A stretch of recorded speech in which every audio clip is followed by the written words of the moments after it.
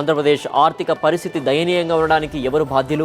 నిధుల కోసం కేంద్రంపై పోరాడాల్సిన సీఎం చంద్రబాబు ఎందుకు మౌనంగా ఉన్నారు? ఆర్థిక సంఘం సిఫార్సులపై అసంతృప్తి వ్యక్తం చేసిన ముఖ్యమంత్రి నిధుల కోసం కేంద్రంతో ఘర్షణ పడేది లేదనడం వెనుక మతలబేంటి? ఇప్పుడు ఈ అంశాలపైనే ఏపీ రాజకీయ వర్గాల్లో ఆసక్తికర చర్చ జరుగుతోంది. ఆంధ్రప్రదేశ్కు కేంద్రం నుంచి రావాల్సిన నిధుల కేటాయింపులో 14 ఆర్థిక సంఘం చేసిన సిఫారసులపై సీఎం చంద్రబాబు అసంతృప్తి వ్యక్తం చేశారు. రాష్ట్రంలో 22,000 కోట్ల రెవెన్యూ లోటును ఒకేసారి భర్తీ చేయడం ద్వారా ఏపీని ఆదుకోవాలన్న తన వినతిని కేంద్రం పట్టించుకోలేదన్నారు. ఈ లోటును కేంద్రం 5 ఏళ్లలో పూర్తి చేస్తామంటోందని, దాంతో రాష్ట్రానికి మేలు జరగదంటూ ఆవేదన చెందుతున్నారు. ఉమ్మడి రాష్ట్రాన్ని కాంగ్రెస్ అడ్డగోలుగా విభజించి అన్యాయం చేసిందని ఇన్నాళ్లు వాదించిన చంద్రబాబు ఇప్పుడు కొంత స్వరం మార్చారు. కాంగ్రెస్, ఎన్డీఏ కలిసి రాష్ట్రాన్ని విభజించాయంటున్నారు. పార్లమెంట్లో తెలంగాణ బిల్ చర్చకు వచ్చినప్పుడు రాష్ట్ర విభజన అనంతరం అవశేష ఆంధ్రప్రదేశ్ ఆర్థిక పరిస్థితి ప్రస్తావనకు వచ్చింది.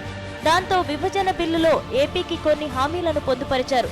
రాష్ట్రానికి 5 ఏళ్లు ప్రత్యేక హోదా కల్పిస్తామంటూ అప్పటి ప్రధాని మన్మోహన్ సింగ్ రాజ్యసభలో హామీ ఇచ్చారు. అనంతరం కేబినెట్ కూడా ఈ మేరకు నిర్ణయం తీసుకుని ప్రణాళికా సంఘానికి ఆదేశాలిచ్చింది.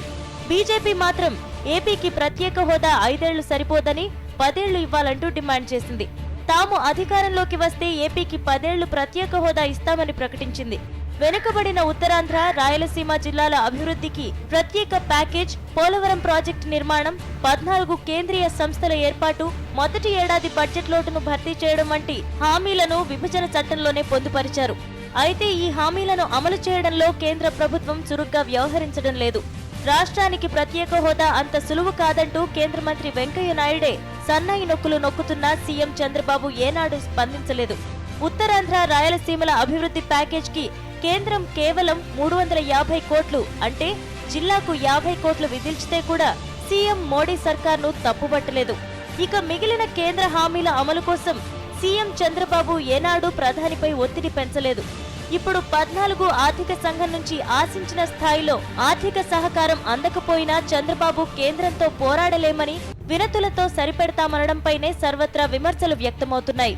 కేంద్రం నుంచి అదనపు నిధులు రాకపోతే రాష్ట్రం 30 ఏళ్లు వెనక్కి వెళ్తుందంటున్న చంద్రబాబు ఆ నిధుల కోసం మోడీ సర్కార్పై ఎందుకు ఒత్తిడి చేయడం లేదనేది ఇప్పుడు రాజకీయ వర్గాలను తొలుస్తున్న ప్రశ్న.